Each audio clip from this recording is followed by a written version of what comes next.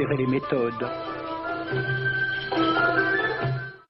Alors j'ai pris des documents à la Bibliothèque nationale à Paris, des témoignages des conquérants de l'époque, des conquérants français. D'abord, des extraits du bréviaire que l'on avait remis aux officiers et soldats qui s'en allaient en Afrique. Cela s'appelait « Aperçu historique, statistique et topographique sur l'état d'Alger ». Voici quelques-uns de ces extraits. Ces contrées sont des terres vacantes, abandonnées aux mauvaises herbes par la paresse et l'indolence des morts. Les femmes du pays sont livrées par la paresse des Arabes, qui passent toute leur vie à fumer, à la turpitude de mœurs extrêmement relâchées. Elles n'ont pas de religion. Beaucoup doutent qu'elles aient une âme immortelle et croient qu'elles ne sont faites que pour la reproduction. Le climat aidant, les femmes sont nécessairement disposées au plaisir. Alors, allez-y, des terres vacantes et des femmes consentantes qui n'attendent que les soldats français. Et puis, à côté, j'ai vu d'autres documents qui marquent l'étonnement des officiers français qui débarquaient en Afrique. C'est Campagne d'Afrique en 1830 par un officier du corps expéditionnaire. Cette terre, qu'on avait présentée comme sauvage et inhabitée, est couverte de jolies maisons de campagne entourées de jardins. Toutes sont bâties sur des hauteurs dont les mouvements onduleux contrastent tout à fait avec l'aridité des côtes de Provence. La végétation y est superbe et partout des sources et des courants d'eau fécondent la terre. Les fruits y sont en abondance. Un grand nombre d'aqueducs amènent les eaux jusqu'à la capitale. Et le maréchal Bugeaud lui-même.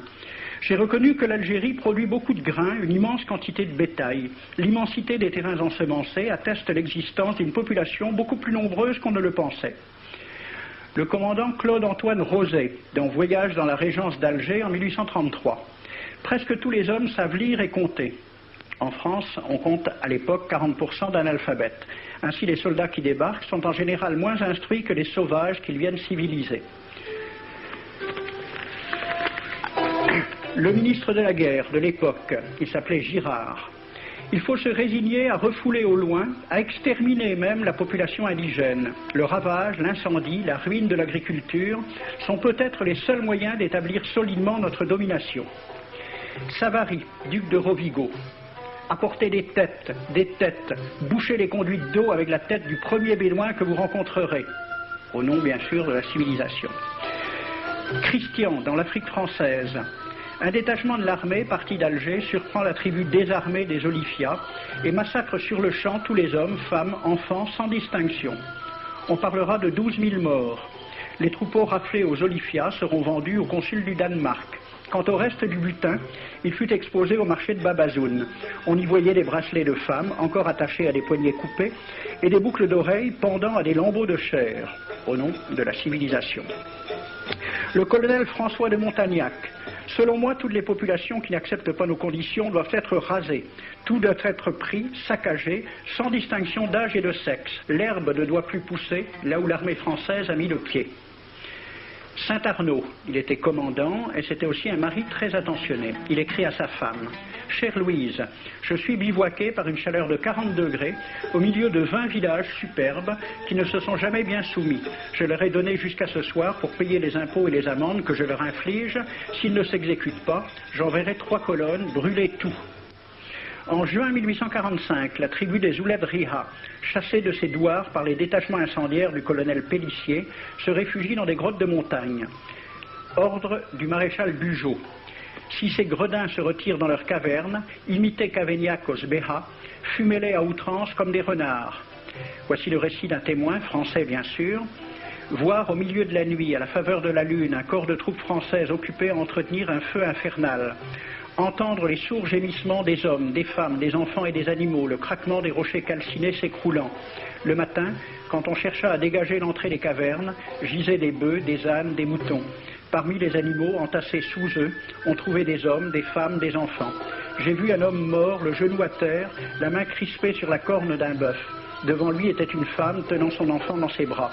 Cet homme avait été asphyxié au moment où il cherchait à préserver sa famille de la rage de cet animal. On a compté 760 cadavres. Le 8 mai 1845, Saint-Arnaud découvre 500 Algériens qui s'abritent dans une grotte entre Ténès et Mostaganem. Saint-Arnaud ordonne à ses soldats de les emmurer vivants. Il écrit « Je fais boucher hermétiquement toutes les issues et je fais un vaste cimetière.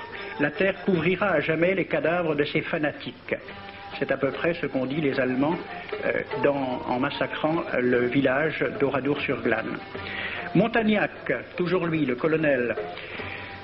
Voilà comment il faut faire la guerre aux Arabes. Tuer tous les hommes jusqu'à l'âge de 15 ans. Prendre toutes les femmes et les enfants. Vous me demandez ce que nous faisons des femmes que nous prenons? On en garde quelques-unes comme otages. Les autres sont échangées contre des chevaux et le reste est vendu à l'enchère comme bête de somme. Toujours au nom de la civilisation. Nous rapportons un plein baril d'oreilles récolté pair à pair sur les prisonniers. Il contient même celle d'un de nos 58 gendarmes morts de maladie. 2 pièces de 100 sous ne sont pas à dédaigner.